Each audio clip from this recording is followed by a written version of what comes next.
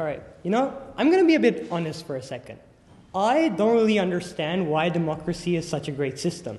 At Amherst College, it seems like we're all about it. Oh, save democracy, protect democracy, take a pledge to serve democracy.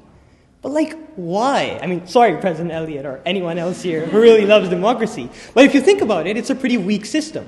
In my home country, Pakistan, all it took for democracy to crumble was one military general to hop up on camera and just declare the constitution void. To this day, not a single democratically elected leader has completed their term. In the Philippines, all it took for democracy to crumble was one man by the name of Rodrigo Duterte and a strong populist slogan-heavy movement.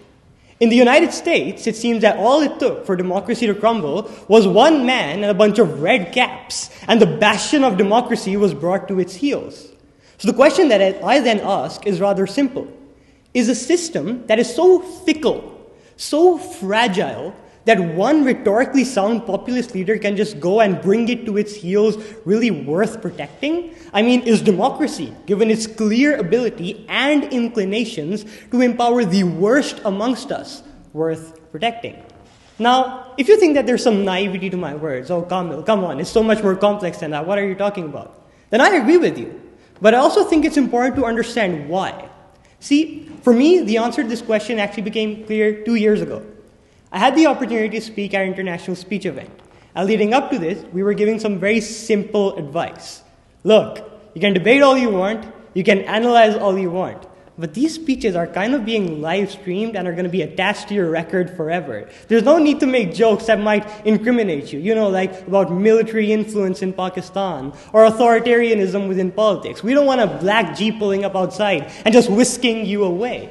And while that advice did seem rather humorous at the time, there was some gravity attached to it as well. Laws in the country literally mandate that anything that you say that goes against state institutions can throw you in jail.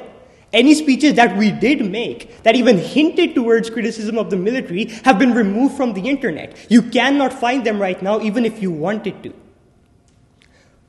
To this day, I've struggled to rationalize this scenario. It doesn't make sense to me.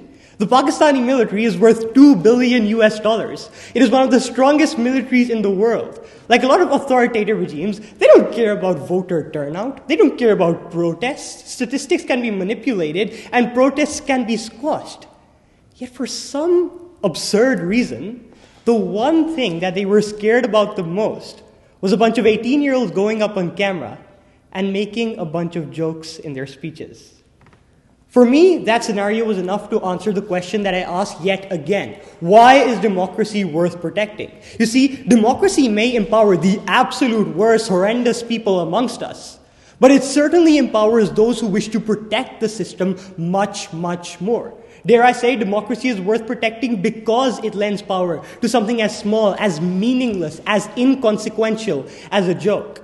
You see, every year, researchers and scholars seem to be convening around a rather common political consensus that the biggest threat to democracy is not some political demagogue like Donald Trump. It is not a bunch of red caps or other aspects of authoritarianism.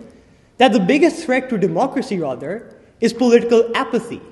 That enough people, enough 18-year-olds stop joking, stop commenting, stop engaging to the point where anyone can come up and fill up the vacuum. Whether that's a Vladimir Putin who wants to assassinate his political opponents, or a Benjamin Netanyahu who commits genocide in the name of self-defense and democracy, or a military general who just wants to hop up on camera and declare the constitution void. Enough 18-year-olds stop engaging, and the caricature of democracy that we're left with probably isn't worth protecting.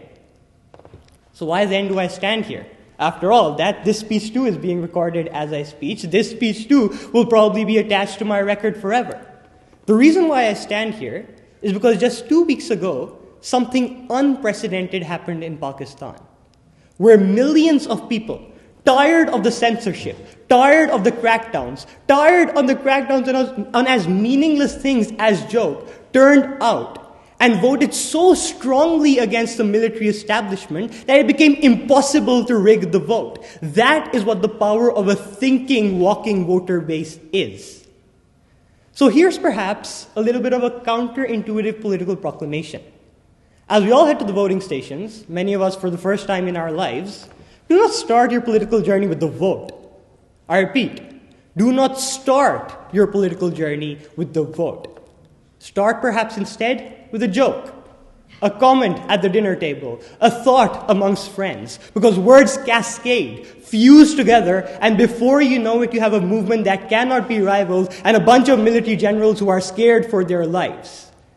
You know, there's a very common political saying, oh, save democracy because if you don't speak up, no one else will. I personally think that's a lie. Save democracy because if you don't speak up, someone else certainly will. And there is absolutely no guarantee that their voice will be one of reason.